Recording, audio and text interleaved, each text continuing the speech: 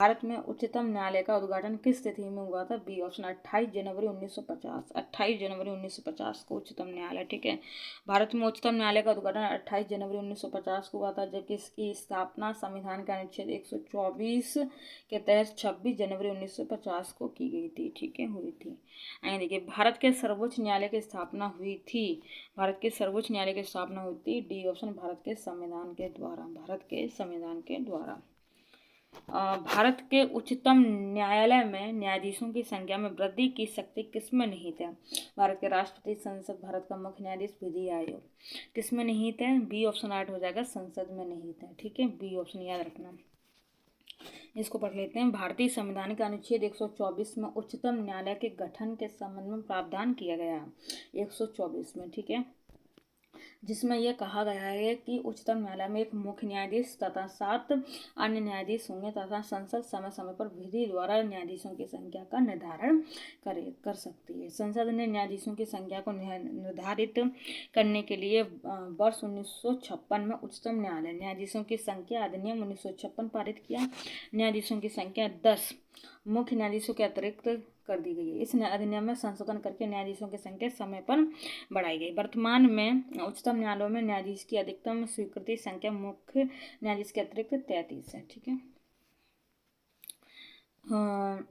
भारत के सर्वोच्च न्यायालय में न्यायाधीशों की वर्तमान स्वीकृति संख्या है, स्टार लगा यहाँ पर, एक बार इसको देख लेंगे। भारत में सर्वोच्च न्यायालय की स्थापना भारतीय संविधान के अनुच्छेद 124 के तहत की गई। अनुच्छेद 124 में न्यायाधीशों की संख्या भी उल्लेख है। जब संविधान प्रारंभ हुआ तब उच्चतम न्यायालय में न्यायाधीशों की संख्या मुख्य न्यायमूर्ति सहित कुल 8 थी, ठीक है। तब कितनी थी? कुल 8 थी। अनुच्छेद 124 के प्रावधान के तहत संसद ने उच्चतम न्यायालय न्यायाधीशों की संख्या 1956 के द्वारा इस संख्या को 11 कर दिया था, ठीक है। बाकी आप यहाँ पर देख सकते हैं, स्क्रीनशॉट ले लें।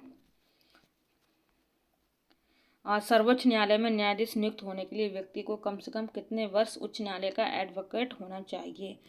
तो 10 वर्ष, ठीक है, विचार विमर्श पे, ठीक है। अनुच्छेद 124(3) के अनुसार उच्चतम न्यायालय में न्यायाधीश की नियुक्ति के लिए निम्नलिखित योग्यता होनी चाहिए। ध्यान से देखिए, वह भारत का नागरिक हो, एक या अधिक उच्च न्यायालय का कम से कम 5 वर्ष तक न्यायाधीश रहा हो, एक या अधिक उच्च न्यायालय में कम से कम 10 वर्ष तक का अधिवक्ता रहा हो, वह राष्ट्रपति की राह में पारंगत विधिवक्ता।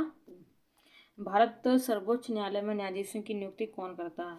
भारतीय सर्वोच्च न्यायालय में न्यायाधीशों की नियुक्ति कौन करता है? बी ऑप्शन राइट हो जाएगा, राष्ट्रपति करते हैं। सर्वोच्च न्यायालय का न्यायाधीश अपना पद त्याग सकता है पत्र लिखकर? बी ऑप्शन, राष्ट्रपति को। उच्चतम न्यायालय के न्यायाधीश किस प्रकार हटाए जा सकते हैं? तो डी ऑप्शन राइट हो जाएगा, राष्ट्रपति द्वारा संसद की सिफारिश पर। राष्ट्रपति करेगा संसद में सिफारिश, फिर वो हट जाएगा, ठीक है। कौन? उच्चतम न्यायालय के न्यायाधीश।